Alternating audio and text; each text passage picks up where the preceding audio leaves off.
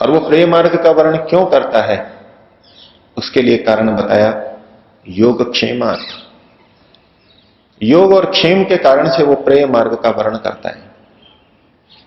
योग का मतलब है पदार्थों की, भौतिक पदार्थों की, साधनों की प्राप्ति। उसके मन में ये लालसा रहती है कि मैं अधिक से अधिक साधनों को प्राप्त कर लूं। यदि साधनों की प्राप्ति होगी तो प्रेय मार्ग से ही होगी। अगर मैंने प्रेय मार्ग नहीं अपनाया तो मेरे को ये साधन कहां से मिलेंगे, कहां से रोटी मिलेगी, कहां से कपड़ा मिलेगा। तो पेट अगर पालना है, जीवन यदि चलाना है, परिवार को यदि पालना है, तो प्रेय मार्ग पर चलना ही पड़ेगा। तो योग की उसको आशा इसी प्रेय मार्ग में दिखाई देती है। और दूसरा प्रयोजन है क्षेम। जो साधन संपत्ति हमने प्राप्त की है उसकी रक्षा करना। तो व्यक्ति को यह दिखाई देता है कि यदि मैं प्रेम मार्ग पर चलूंगा तभी इस धन संपत्ति की रक्षा हो सकती है। जिसको कमाया है उसकी रक्षा भी तो करनी आवश्यक है। अगर मैं श्रेय मार्ग पर चला गया तो इनकी रक्षा कौन करेगा? घर परिवार को कौन संभालेगा? कार्यालय को कौन संभालेगा? फैक्ट्री को कौन संभालेगा? जो कुछ उसने पाया है, जो कुछ उसने बनाया है, उसकी रक्षा के लिए वो प्रेम मार्ग को ही पकड़े हुए रहता है। धन संपत्ति की प्राप्ति के लिए और प्राप्त की रक्षा के लिए उसको प्रेम मार्ग ही अधिक श्रेयस्कर, अधिक महत्वपूर्ण दिखाई देता है। प्रेय के माध्यम से ही मैं साधनों को जुटा सकता हूं, श्रेय मार्ग में तो ये साधन कहां मिलेंगे। लेकिन वो महर्षि की दृष्टि में मंद है, मंद बुद्धि है। श्रेय और प्रेय के अंदर भिन्नता बुद्धिपूर्वक विवेचना महर्षि ने बताई। और ये श्रेयस्कर श्रेय मार्ग पर चलने वाला क्यों बुद्धिमान है और प्रेय मार्ग पर चलने वाला क्यों मंद है? क्योंकि जिस प्रयोजन के लिए वो सारे पुरुषार्थ कर रहा है वो प्रयोजन तो केवल श्रेय मार्ग पर ही पूर्ण होगा। प्रेय मार्ग पर चलेगा तो उस लक्ष्य से च्युत हो जाएगा, वो लक्ष्य प्राप्त ही नहीं होगा। और दोनों रास्तों के अंदर दूरदर्शिता का भेद है। महर्षि आगे और बातें बताएंगे। जिस प्रकार से कोई व्यापारी केवल 1 वर्ष की योजना लेकर के चले कि 1 वर्ष के अंदर सारा लेन देन, खाता, हानि, लाभ हिसाब हो जाता है, केवल 1 वर्ष को लेकर चले तो छोटी सी योजना बनाएगा, थोड़े से काम चलेगा, बड़ी सरलता लगेगी। लेकिन यदि दूसरा 10 वर्ष, 20 वर्ष की योजना बना के चले, 5 वर्ष की योजना बना के चले, तो उसको उतना ही अधिक सोचना होता है, उतने अधिक साधन जुटाने होते हैं, उतना अधिक पुरुषार्थ करना होता है। वो कष्टप्रद लगता है। लेकिन बुद्धिमान तो वही है जो केवल 1 वर्ष की ना सोचे, अनेक वर्षों की योजना बना के चले। बिल्कुल इसी प्रकार से श्रेय और प्रेय मार्ग के साथ है। प्रेय मार्ग वाला इस जीवन की सोचता है और अधिक से अधिक वो अगले जन्म की सोचता है। जो धर्म कार्यों का अनुष्ठान करते हैं, दान परोपकार करते हैं, वो कहते हैं अगला जन्म सुधारने के लिए ऐसा कर रहे हैं, अगले जन्म में भी अच्छी धन संपत्ति मिले, अच्छा परिवार मिले, इसलिए हम ये कार्य करते हैं। लेकिन शायद ही आपने कहते सुना हो कोई कहे कि मेरा 3रा जन्म, 4था जन्म सुधर जाए, इसलिए मैं ये दान पुण्य कर रहा हूं। अगले जन्म का तो कहते हैं, इस जन्म का और अगले जन्म का, 2 जन्मों से आगे की सोच प्राय नहीं मिलेगी। लेकिन जो श्रेय मार्ग पर चलने वाला है वो अगले जन्म जन्मांतरों की आगे तक की सोच को ध्यान रख करके और फिर निर्णय करता है। इसलिए वो अधिक बुद्धिमान है और ठीक निर्णय कर रहा है। जो प्रेय मार्ग पर है वो अपेक्षाकृत मंद गति से चल रहा है। लेकिन ऋषि इस प्रेय मार्ग को भी हानिकर उस रूप में नहीं बता रहे। श्रेय कुछ कल्याण तो प्रेय मार्ग में भी है और प्रियता तो है ही। इसी प्रकार से अध्यात्म भी केवल रूखा नहीं है। केवल कष्ट ही यहां पर नहीं है, ये भी हमको बांधता है, ये भी हमको आकर्षित करता है। ये दोनों पक्ष, ये दोनों दृष्टियां हमारी बने, दोनों को हम संतुलित रूप से देखें, किसी एक पक्ष की तरफ जाकर के दूसरे की आलोचना ना कर दें, उनका उचित मूल्यांकन हम कर सकें।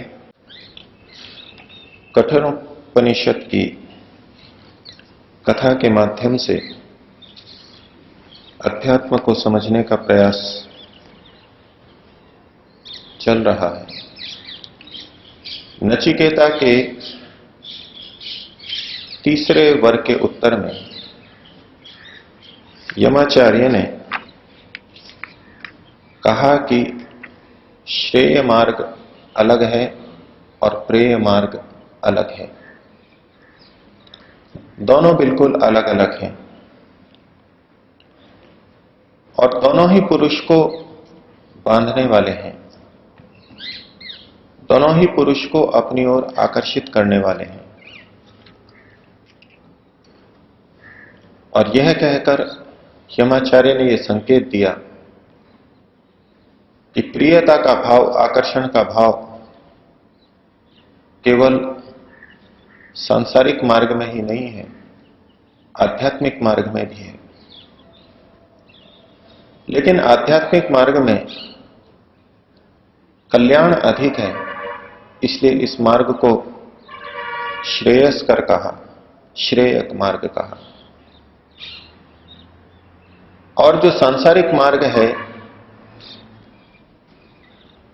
उसमें जहां आकर्षण है वहां उसमें भी कल्याण का भाव है, उससे भी व्यक्ति का अनेक प्रकार से कल्याण होता है, लेकिन वहां कल्याण का भाव कम है, प्रियता, आकर्षण का भाव अधिक है, इसलिए उसे प्रेय मार्ग कहा। और कहा कि जो व्यक्ति इन दोनों में से श्रेय को ग्रहण करता है उसका तो अच्छा हो जाता है, लेकिन जो प्रेय का वर्ण करता है वो अपने प्रयोजन से च्युत हो जाता है। जिस प्रयोजन को लेकर वो ये भागदौड़ कर रहा है वो प्रयोजन उसका सिद्ध नहीं हो पाता, और वो प्रयोजन है दुखों की पूर्ण निवृत्ति और पूर्ण सुख की प्राप्ति। चाहे आध्यात्मिक व्यक्ति हो चाहे भौतिकवादी हो, दोनों का उद्देश्य दुखों की निवृत्ति और सुखों की प्राप्ति है। चाहे अन्न का उत्पादन हो, चाहे सड़कों का बनना हो, पुलों का बनना हो, वाहनों का बनना हो, बिजली और पानी की आपूर्ति हो, सुरक्षा व्यवस्था, सैनिकों की व्यवस्था, कोई भी पुरुषार्थ हो, जो भी यत्न हो रहा है वो दुखों की निवृत्ति और सुख की प्राप्ति के लिए हो रहा है। और पूर्ण दुखों की निवृत्ति ये हर व्यक्ति चाहता है और पूर्ण सुख की प्राप्ति हर व्यक्ति चाहता है। यही उसका अर्थ है, यही उसका प्रयोजन है। तो जो प्रेय मार्ग का वर्णन करता है वो इस अर्थ से, प्रयोजन से च्युत हो जाता है, अर्थात वो इस लक्ष्य को, प्रयोजन को पूरी तरह प्राप्त नहीं कर पाता। और फिर कहा था कि श्रेय और प्रेय ये दोनों मनुष्य को प्राप्त होते हैं, दोनों पे चलने का अवसर मनुष्य मात्र को प्राप्त है। लेकिन जो धीर होते हैं वो दोनों की ठीक प्रकार विवेचना करके और चुनाव करते हैं श्रेय का, प्रेय की अपेक्षा श्रेय को चुनते हैं। लेकिन जो मंद होते हैं, जो अविद्या से युक्त होते हैं, वो योग और क्षेम को देखते हुए प्रेय मार्ग का वर्ण करते हैं। वो चाहते हैं कि साधन संपन्नता हमारे पास हो और जो हमारे पास प्राप्त है उसकी रक्षा करते रहें। यदि हम श्रेय मार्ग को पकड़ लेंगे तो धन संपत्ति कैसे आएगी, और जो धन संपत्ति आई हुई है उसकी रक्षा कैसे होगी। और आगे यमाचार्य नचिकेता को उपदेश दे रहे हैं। दूसरे खंड के तीसरे श्लोक में वो कहते हैं,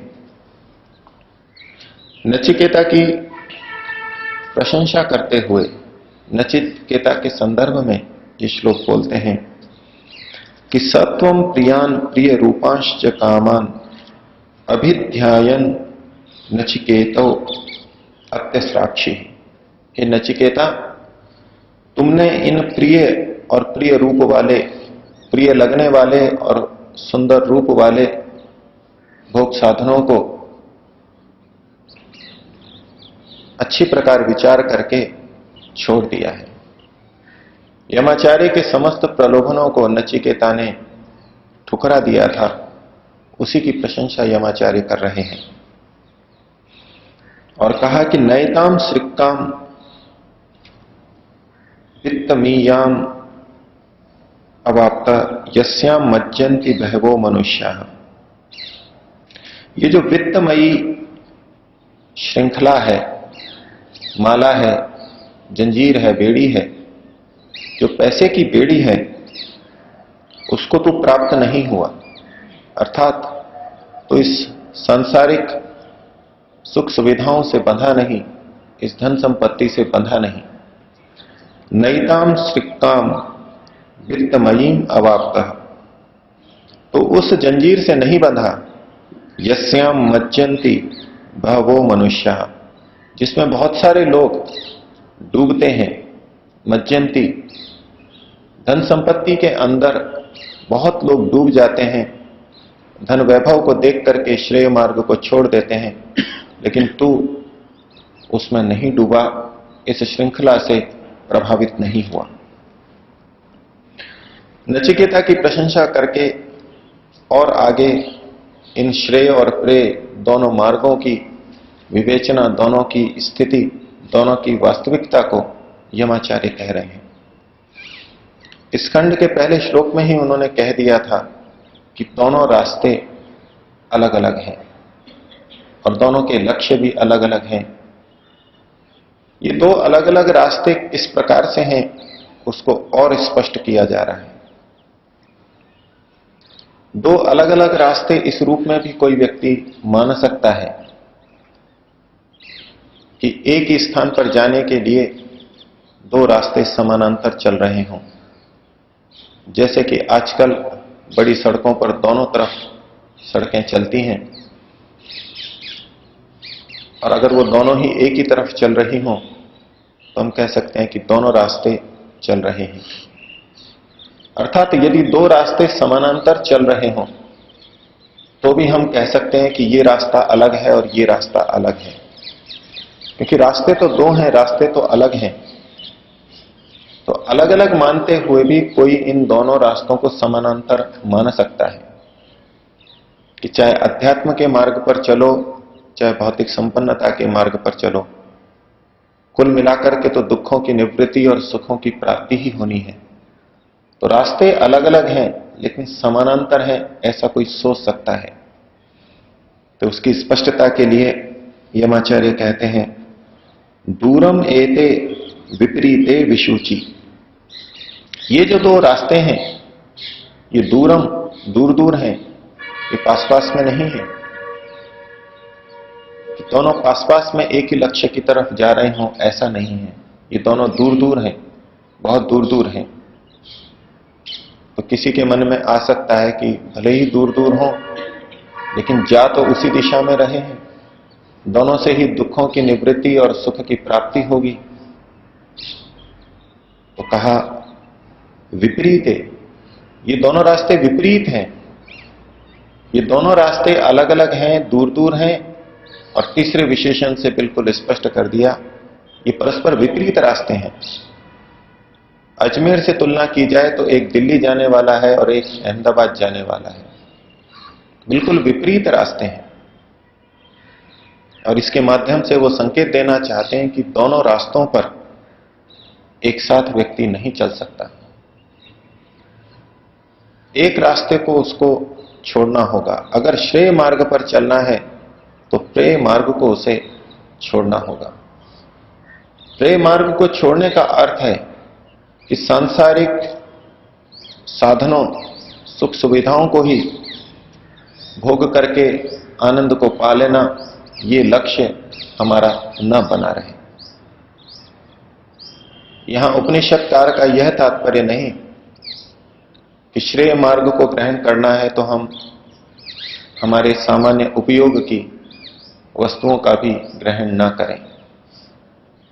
यह तात्पर्य है कि जो प्रेय को स्वीकार कर लेता है, इसे ही अपना अंतिम लक्ष्य मान लेता है और भोगों को भोगने को ही जीवन की सार्थकता समझता है, इस लक्ष्य को लेकर के श्रेय मार्ग पर व्यक्ति नहीं चल सकता।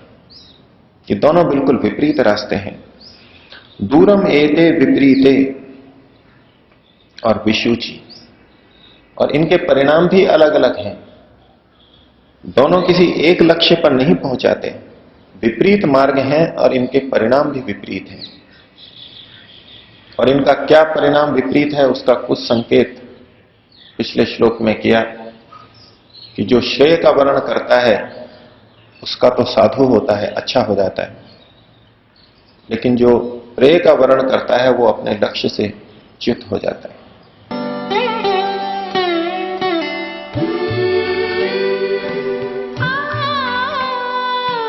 Ah